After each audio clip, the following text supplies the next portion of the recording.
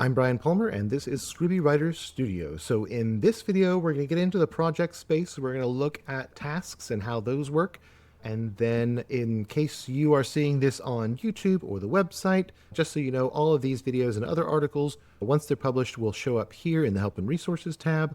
And if you need another quick tutorial through the UI, you can reset the tutorials here. They'll pop up when you first turn them on, but a lot of people are likely to skip them. But they will show you around the interface, just generally speaking.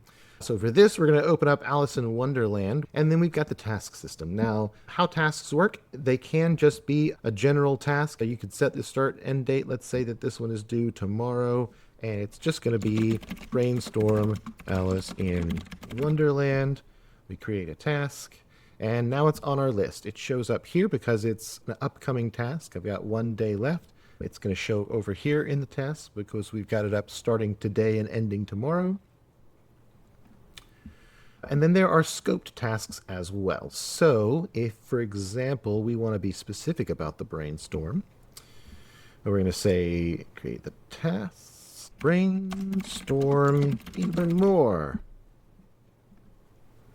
And see, now we've got brainstorms in here already loaded up, so we're going to be able to check which ones that we want to include in this specific task, and that is going to give us a series of these subtasks so that we can break it down into individual stuff, right? So up here, now we're going to see brainstorm even more, and when we click on that, it's going to take us to the brainstorm. And because we've set up subtasks, it's going to start us at the very beginning. So you get to pick and choose what it is that you want this task to lead you to as you go.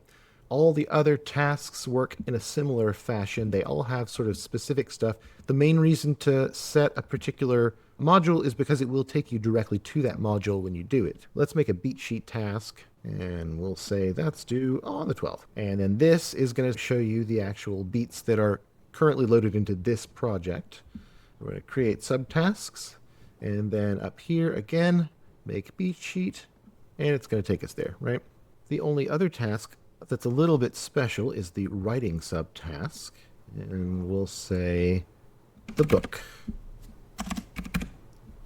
Create task, and then we can determine which of these items we actually want to work on, right, at any given time. So you can break it down and be as modular as you want to. Maybe you want to say that your writing task is going to be write chapter 1, for example. Create that subtask, and then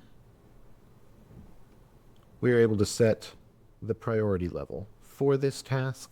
Add notes to the task if you need. And then over here, we're going to see this is going to show you just the tasks for today. That's the view that we're already on. If I had tasks for other days, then it's going to break it down by what starts on each day of the week. But your backlog is going to show stuff that's past due, things that you haven't yet done.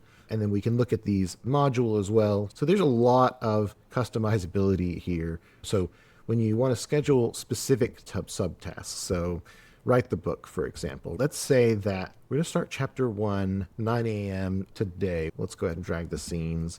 And we figure that's going to take maybe an hour. Maybe I think scene 2 is going to take a little bit longer, right? Chapter 2, we're going to put that a couple of days from now and a little bit later.